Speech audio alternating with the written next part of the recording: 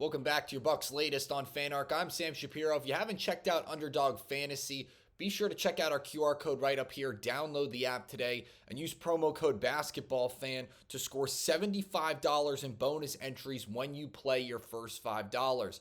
For me personally, it's definitely made following the NBA action this season a lot more exciting. That's why I'm encouraging you to check out the app and do the same.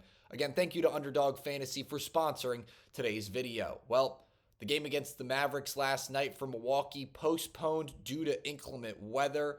No timeline when that game will be made up as of right now, but looks like the game was postponed due to the Mavericks' inability to leave Dallas as a result of inclement weather in the area.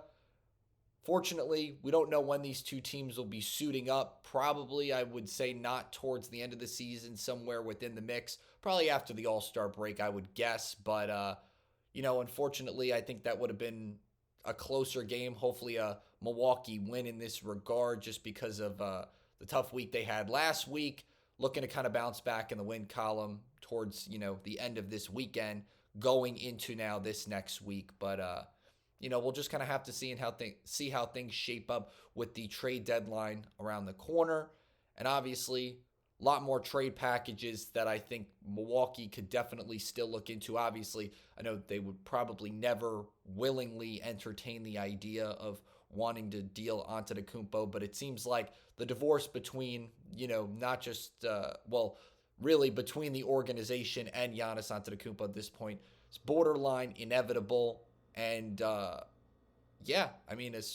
far as I'm concerned, here on the channel, we'll probably be talking about where we could maybe see Giannis suiting up in a couple of weeks with the trade deadline, obviously, on February 5th. But obviously, he's outright said that he's not going to request a trade, and it looks like the scenario is kind of set in stone in the sense, rather, that unless Giannis requests a trade, he's not going anywhere. He's staying put, which obviously good for the Milwaukee Bucks team. But I definitely think there are a lot of teams that could offer a solid rebuild base type of package for Giannis, and I don't think that the Bucks should seriously entertain most of them just because the type of caliber Giannis is. And sometimes if you can bring in one or two players on any given offseason, it can completely change the dynamic of a team.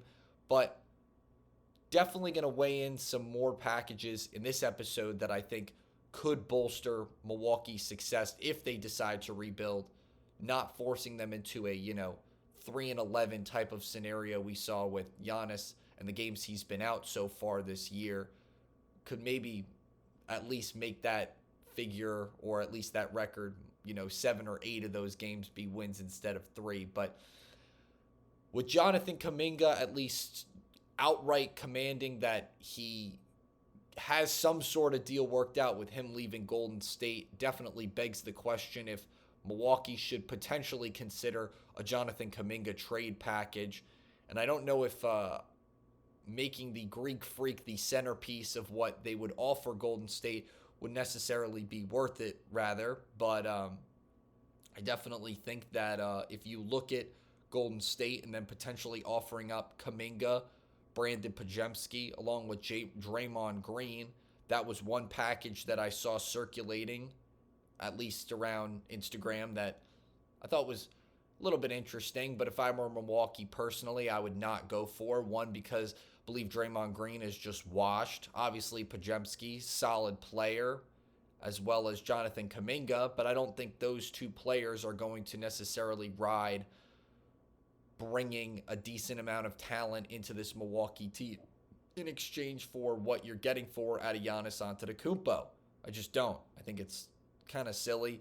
And I think that the 3-team trade that I had talked about involving Golden State and Miami in the previous episode makes a little bit more sense than this just straight up deal between Milwaukee and Golden State, the 3 players for one. Although that is a little bit much for Golden State, I think, to give up in terms of players, in terms of a 3-for-1 straight up deal. However, I think the players you're getting in exchange for Giannis Antetokounmpo almost don't necessarily even make the deal worth it.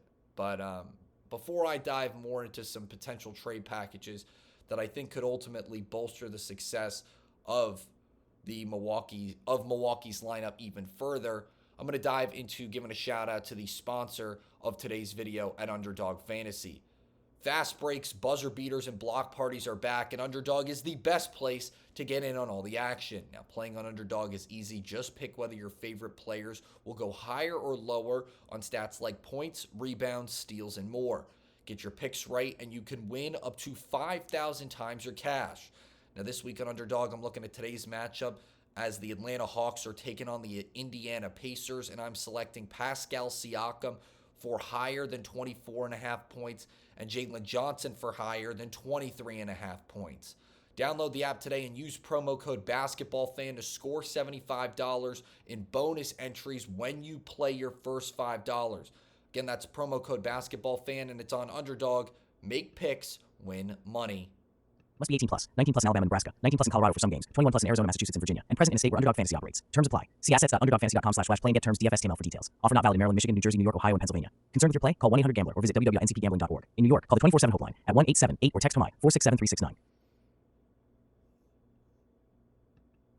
The Oklahoma City Thunder have a ton of draft picks for the foreseeable future, as well as a number of all-star level players in their starting lineup that I think could at least help structure a really solid base for Milwaukee to rebuild in if they decide to deal the Greek Freak to OKC. Now, obviously, if you had the scenario where you could pair up Shea Gillis with Giannis and then, maybe another one of those players, either J-Dub or Chet Holmgren, but I think in a scenario where you're getting a package from the Thunder, one of those two guys has to be the centerpiece.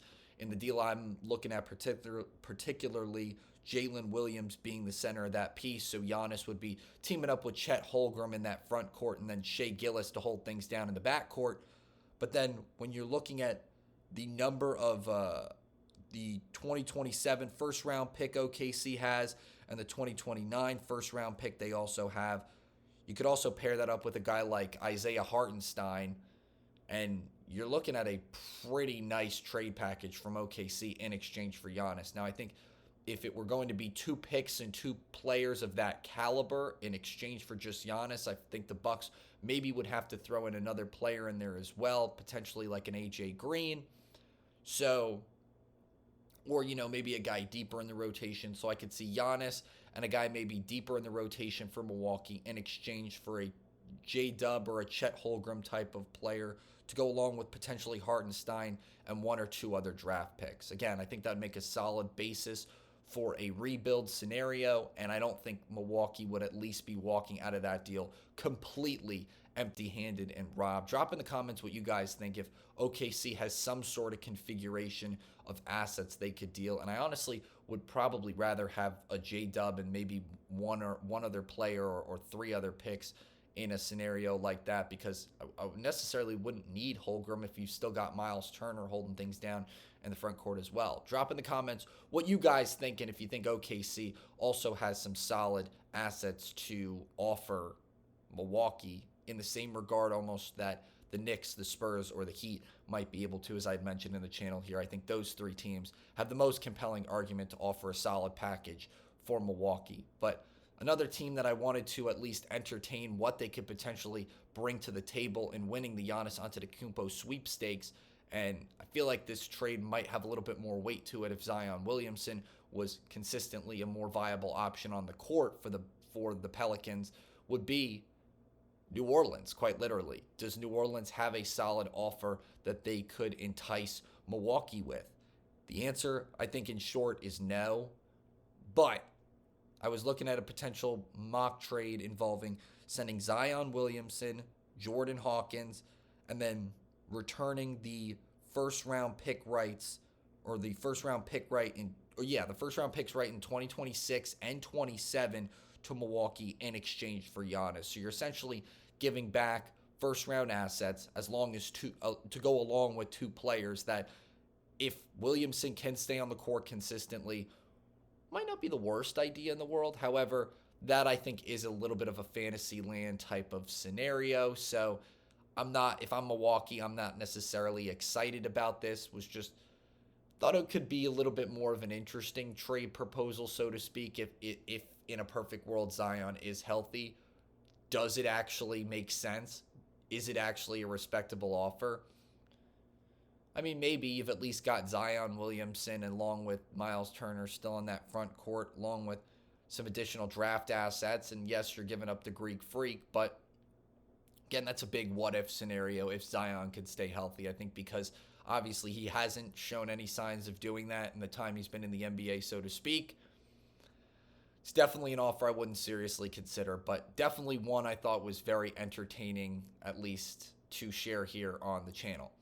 That's going to do it for this Monday's episode of your Bucks Latest on FanArc. Don't forget to drop a like on this video, and if you haven't already, click that subscribe button. We've got great daily content all throughout the week right here that you don't want to miss.